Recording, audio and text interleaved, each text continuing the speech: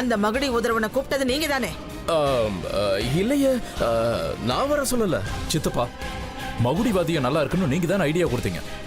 என்ன சித்தப்பா நீங்க? நாளைக்கு ராத்திரி நீ இந்த இடத்துக்கு வந்தே தீரணும். பைரவனுடைய இந்த மாய வலைக்குள்ள மாட்டிக்கிட்டு துடி துடிக்க போற. உன் ஆட்டம் இல்ல இங்க செல்லாத. உன்னை பத்தி இப்பவே எல்லாருக்கும் சொல்ற. ஏங்க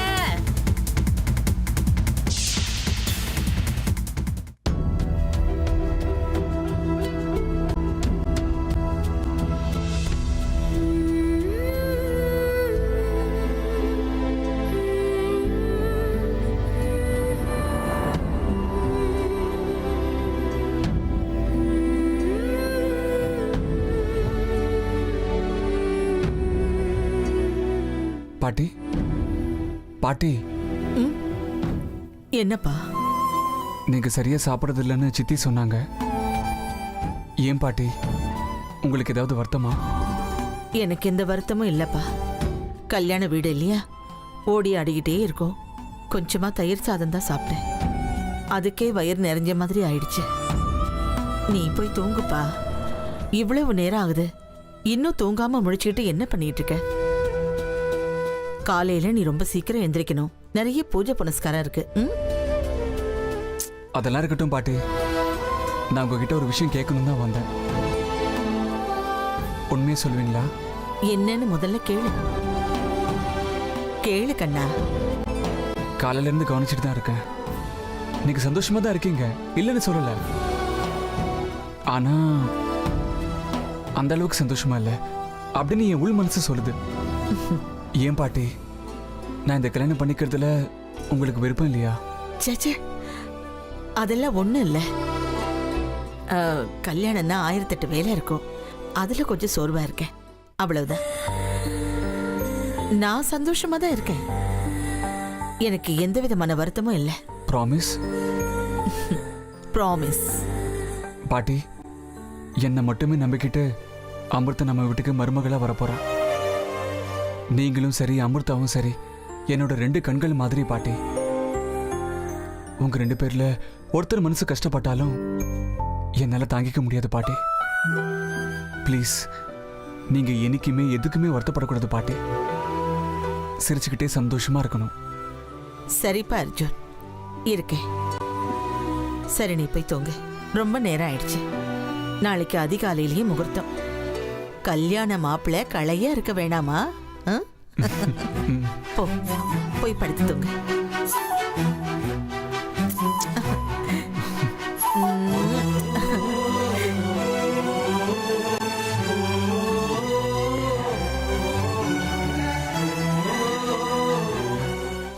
நாளைக்கு மயூரி கழுத்தில் நீ தாலி கட்டுவ பாரு. அப்போ அந்த நிமிஷம் எனக்கு இருக்கிற எல்லா வருத்தமும் ஓடிடும். அப்ப நான் சிரிச்சுக்கிட்டு சந்தோஷமா இருப்பேன். ஆனா இப்ப என் மனசுக்குள்ள எவ்வளவு வேதனை இருக்குன்னு என் ஒருத்திக்கு மட்டும்தான் தெரியும்.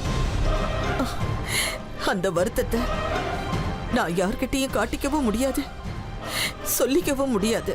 நாளைக்கு முகூர்த்தம் வரைக்கும் இங்க இருக்கிற எல்லார்கிட்டையும் எப்படியாவது சிரிச்சுக்கிட்டே இருக்கணும். ஆமா, சிரிச்சுக்கிட்டு தான் இருக்கணும். மயூரிக்கும் உனக்கும் கல்யாணம் நடந்தாதான் என் மனசுக்கு நிம்மதி கிடைக்கும் அர்ஜுன். ஆனாலும் ஒண்ணு மட்டும் ஞாபகம் வச்சுக்க. மயூரியை நீ கல்யாணம் பண்ணதுக்கு அப்புறம் இந்த அமிர்தாவை நீ முழுசா மறந்தே ஆகணும். அவன் ஞாபகம் உனக்கு வரவே கூடாது. ஆமா,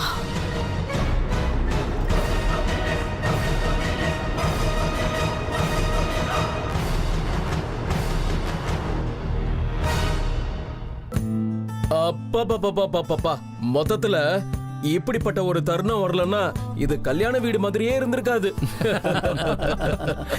இந்த மாதிரி பார்ட்டில மீட் பண்ணி எவ்வளவு நாள் ஆச்சு? கடைசியா ருத்ரா கல்யாணத்துல தான் மீட் பண்ணல. அதான் கடைசி பார்ட்டி. அதுக்கப்புறம் பிசினஸ் டென்ஷன் அது இதுன்னு அதுலயே மூழ்கி போயிட்டோம். எங்க பெஸ்ட் ஃப்ரெண்ட்ஸை எங்களால சரியா கவனிக்க கூட முடியல. அது சரி, எங்க நம்ம ஒரிஜினல் பேச்சுலர் அர்ஜுனை காணோமே? இல்ல இந்த மாதிரி தீர்த்தத்தெல்லாம் காக்க வைக்க கூடாது, இல்லனா வரக்கூடாத பாவமும் வந்து சேர்ந்துரும். அப்புறம் குடிச்சாலும் தலைக்கு ஏறாது அப்படின்னு நான் சொல்லல, பெரியவங்க சொல்லிருக்காங்க. ஆ, என் கல்யாணத்துல என் மாமனார் ஃபேமிலி ரொம்ப ஸ்ட்ரிக்ட்.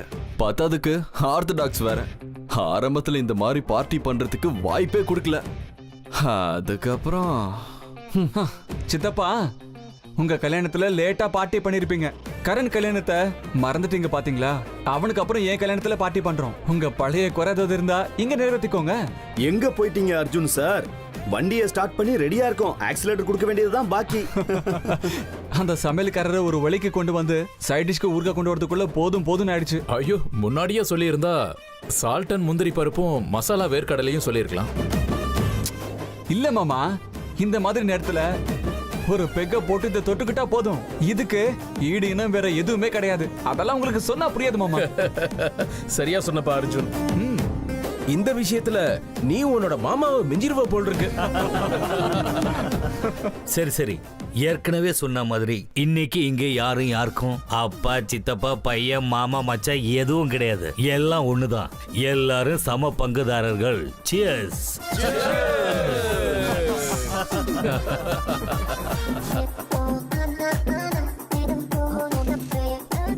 சமந்தி, என்ன பாக்குறீங்க? அடிங்க அடிங்க அடிங்க. குடிப்பா விக்ரம், குடி. நல்லா இருக்கும், குடி. கண்ணை மூட்டு பரவாயில்ல, குடி.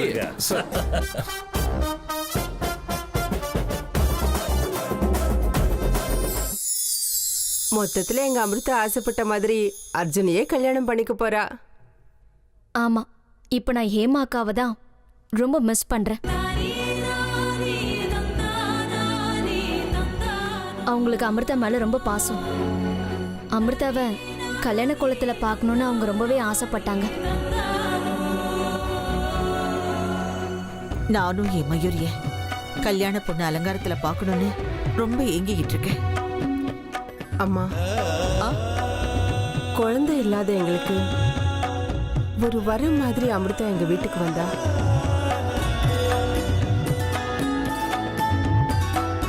எங்க மகளா நாங்க அவளை கவனிச்சதை விட அப்பா அம்மாவா எங்களை அவ கவனிச்சது அதிகம். எங்க மேல ரொம்ப அக்கறையா எங்களை பாத்துக்கிட்டா. எங்க தேவை என்னன்னு நாங்க சொல்லாமலே புரிஞ்சுப்பா. வீடு மொத்தம் கலகலன்னு சுத்திக்கிட்டே இருப்பா. பொம்பளை பிள்ளைங்க குணமே அதுதானே சரோஜா. பிறந்த வீட்டுக்கும் புகுந்த வீட்டுக்கும் சந்தோஷத்தையும் சிரிப்பையும் கொடுக்கறது பொம்பளை பிள்ளைங்கதான். அமர்தா, நீ எங்க வீட்டுக்கு மருமகளா வர்றது எனக்கு ரொம்ப சந்தோஷமா இருக்கு. சந்தோஷம் இல்லைன்னாலும் எல்லாரும் சந்தோஷமா பேசி சிரிக்கும் போது நானும் இப்படித்தான் பேசி ஆகணும். ரொம்ப நேரமா இந்த ராஜேஸ்வரியே இப்படியே உட்கார்ந்துருக்காங்க. என்னமோ நடந்திருக்கு. என்னவா இருக்கும்? அத்தை, அத்தை, என்னாச்சு அத்தை? ஏன் இப்படி உட்கார்ந்துருக்குங்க? அவங்களுக்கு பார்ட்டியில வேலை செஞ்சது ரொம்ப டயர்டா இருக்கும். அம்மா, அமிர்தா ரொம்ப சின்ன பொண்ணு. தெரிஞ்சோ தெரியாமலோ தப்பு பண்ணா. தயவு செஞ்சு அதெல்லாம் பெருசா எடுத்துக்காதீங்க.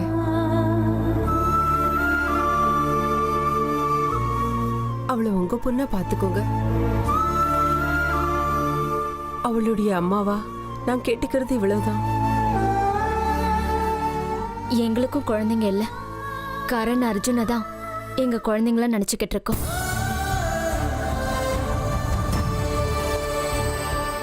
எங்க வீட்டுல பெண் குழந்தைங்களே இல்ல. அமிர்தாவையும் சித்ராவையும் என் 2 கண்ணை நான் பாத்துக்கிறேன். நீங்க எதுக்கும் கவலைப்படாதீங்க. ஆமாமா சரோஜா, அத பத்தி எல்லாம் நீ கவலையே பட வேண்டாம். இனிமே அமிர்தா உங்க வீட்டு பொண்ணு இல்ல, எங்க வீட்டு பொண்ணு.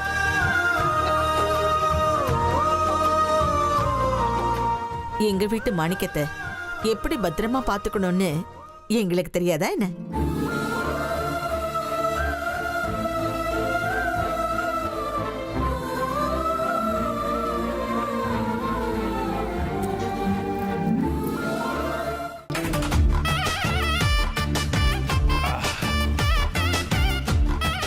எல்லாம் ஓகே. ஆனா நம்ம சம்பந்தி தண்ணி அடிக்கிறதுல கொஞ்சம் வீக்குன்னு தோணுது. விக்ரம் கல்யாணத்துல நாங்க எப்படிலாம் கிண்டல் பண்ணோம் தெரியுமா?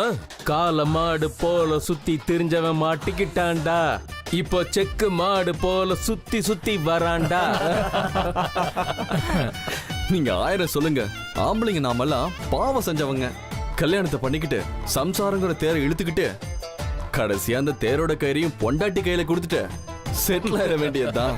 அது என்னமோ கரெக்ட் தான். அதுக்கப்புறம் அவங்க வலது பக்கம் திரும்பணும், இடது பக்கம் திரும்பணும், யூ டர்ன் அடிச்சுட்டு போக வேண்டியதுதான். அட இருந்தாலும் டயர் பஞ்சர் ஆகாம பாத்துக்கிறது அவங்க தானே. குடிகார கணவனை வச்சு சவாரி பண்ற எல்லா மனைவிகளுக்கும்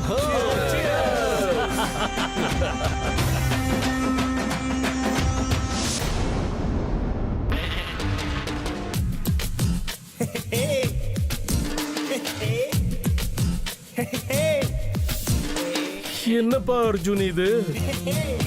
உன் நிலைமை இப்படி ஆயிடுச்சேப்பா. கல்யாணமே பண்ணிக்கிறியப்பா? நமக்கெல்லாம் என்னைக்கோ நடந்துருச்சு, அவனுக்கு இன்னைக்கு நடக்குது. நடக்கட்டும் விடுங்க, அனுபவிக்கிட்டோம். அப்படி இல்லப்பா, எல்லாத்தையும் விட்டுட்டு பாம்பு புத்துக்குள்ள போய் கைய விடுறியப்பா. ஆஹா அங்கிள், எல்லாரும் கல்யாணத்தை ஆயிரங்காலத்து பயிர் இல்ல கல்யாணங்கிறது சமுத்திரம்னு அப்படி இப்படி சொல்லுவாங்க. ஆனா நீங்க பாம்பு புத்துன்னு சொன்னீங்க பாத்தீங்களா? I like it uncle. நீ கல்யாணம் பண்ணிக்க போறது யாருன்னு தெரியுமா? என் தேவதை அங்கிள். அதுதான்ப்பா, நாகதேவதை. ஐயோ, நார்மலா இருக்கும்போதே சொல்ல முடியாது இந்த நிலைமையில.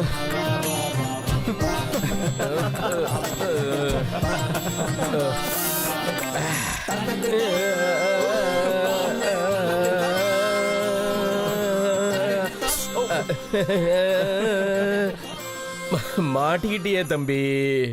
ஐயோ பாவம். ஆடினது போதும். தலைக்கேறி போயிடுச்சு போல இருக்கு. சொல்றேன், இருந்தாலும் நீ இப்படி பண்ணிருக்க கூடாதுப்பா. ஐயோ பாவம். சித்தப்பா வந்து இப்படி உட்காருங்க. அமைதியா உட்காருங்க. தண்ணி அடிச்சு போர் அடிச்சு போச்சு. விக்ரம், நீங்க நல்லா பாட்டு பாடுவீங்களாமே. எது சம்மதி, ஒரு பாட்டு எடுத்து விடுங்க.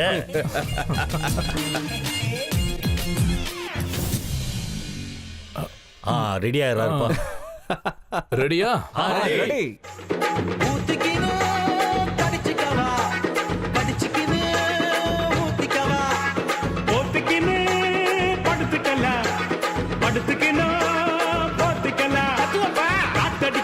காத்தடிக்குது காற்று நேட்டு காத்தடிக்குது காற்று நேட்டு காத்தடிக்குது எங்க பாத்தடிக்குது ஏழை என்ன குத்தடிக்குது. ஊத்திக்கினு கடிச்சுக்கவா கடிச்சுக்கினு ஊத்திக்கவா ஊத்திக்கினு படுத்துக்கலாம் படுத்துக்கினு. அட என்ன ராஜேஸ்வரி தூங்கிட்டா?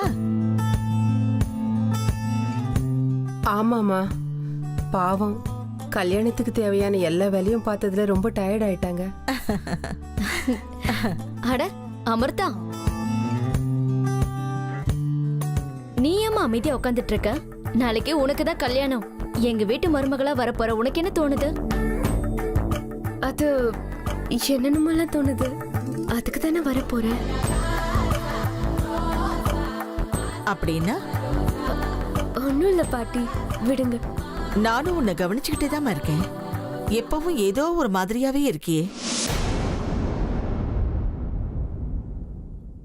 இங்க பாரு, மனசுல ஏதாவது இருந்தா என்கிட்ட சொல்லு. மனசுல இருக்கிற பாரம் குறையும். அம்மா விட்டு விட்டு வரப்போறங்கிற வருத்தமா உனக்கு? நான், எங்க அப்பா அம்மா எல்லாரும் எங்க உலகத்துல சந்தோஷமா இருந்தோம். யாரோ வேண்டாதவங்க எங்க அப்பா அம்மாவை திட்டம் போட்டு சாகடிச்சிட்டாங்க.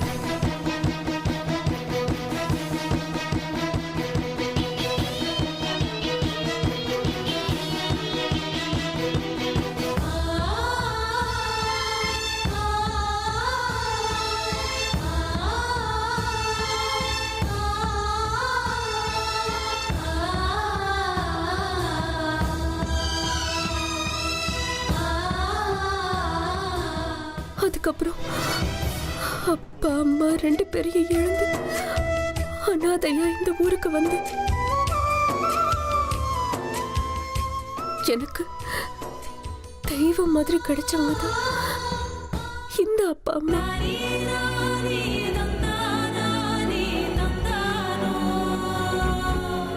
இவங்க 2 பேரும் சொந்த மக மாதிரி பார்த்துக்கிட்டாங்க. பாசம் நம்பிக்கை என் மேல எல்லாம் வச்சாங்க.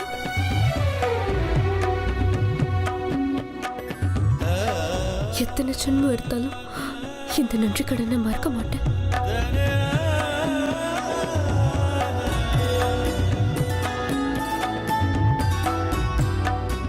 அமிர்தா, ஏம்மா ஏன் இப்படி பழசெல்லாம் நினைச்சுக்கிட்டு கண்ணீர் விட்டுட்டு இருக்க? இது பாரு, கெட்டது எல்லாம் மறந்துடணும்மா, நல்லது மட்டும்தான் ஞாபகம் வச்சுக்கணும்.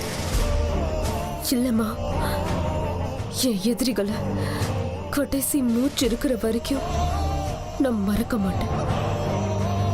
இதோ பாரு அமிர்தா, நடந்தது நடந்து போச்சு. அதையெல்லாம் மறந்து ஆரம்பிக்க போற புது வாழ்க்கையில தான் கவனத்தை செலுத்தணும். பழச எதையும் மறக்க கூடாதுங்கிறதுக்காக தானே இந்த புது வாழ்க்கைய ஏத்துக்க ஆரம்பிச்சிருக்கேன்.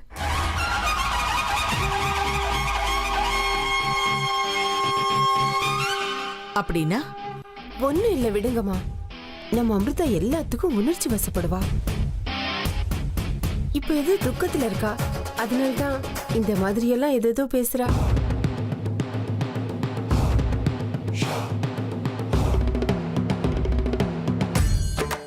ஆமா அத்தை, காலையில விடிஞ்சா கல்யாணம் இல்லையா, அப்பா அம்மாவை விட்டு வரப்போறோங்கிற வருத்தம் தான் அவளுக்கு. என் எதிரிகளை என் உடம்புல கடைசி மூச்சு இருக்கிற வரைக்கும் நான் மறக்க மாட்டேன், மன்னிக்கவும் மாட்டேன். என் பழிய தீர்த்துக்கிட்டாதான் என் வாழ்க்கைக்கு நிம்மதி கிடைக்கும்.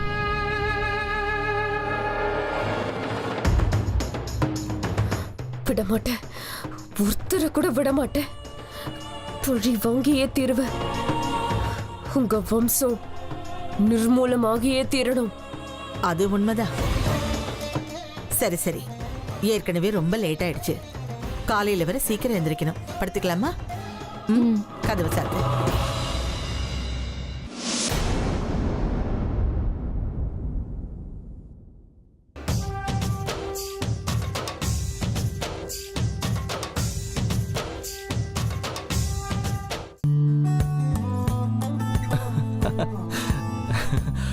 Stop stop stop stop stop stop. இப்போ ஒரு இம்பார்ட்டன்ட் அனௌன்ஸ்மெண்ட் இருக்கு. எல்லாரும் அவங்க இடத்துல போய் உட்காருங்க. இது கன்செஷன் டைம், அதாவது தப்ப ஒத்துக்கிற நேரம். அர்ஜுன், எந்திரிச்சு வா. அட எந்திரிச்சு வான்ற.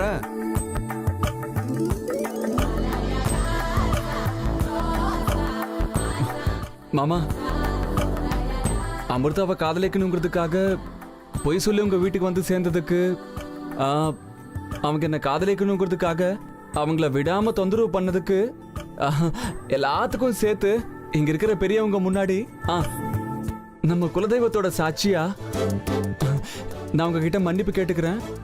நான் செஞ்ச தப்பெல்லாம் நீங்க மறந்து என்ன மன்னிச்சிருவீங்கல்ல? யோசிக்கிறேன்ப்பா. உங்க முதல் வருஷ ஆனிவர்சரி அன்னைக்கு உங்களை மன்னிக்கலாமா வேண்டாமான்னு யோசிச்சு சொல்றேன்.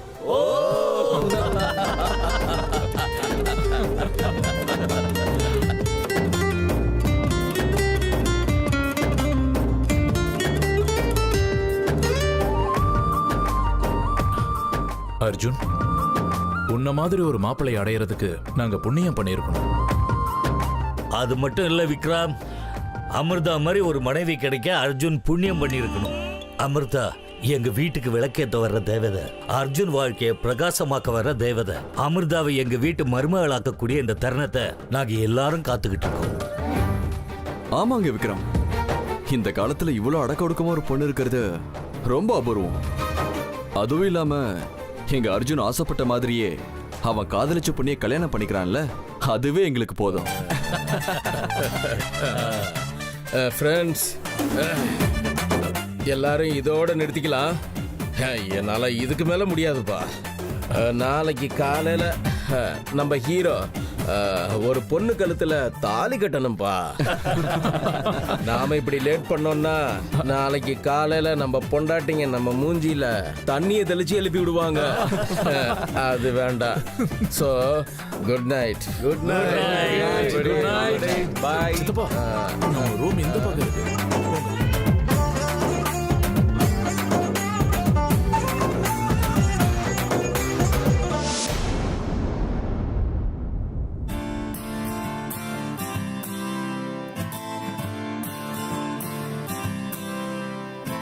Oh my beautiful girl, do you really wanna get on the floor? Oh my great riding girl, let's get a rock and a roll. Oh my beautiful girl, do you really wanna get on the floor? Oh my great riding girl, let's get a rock and a roll.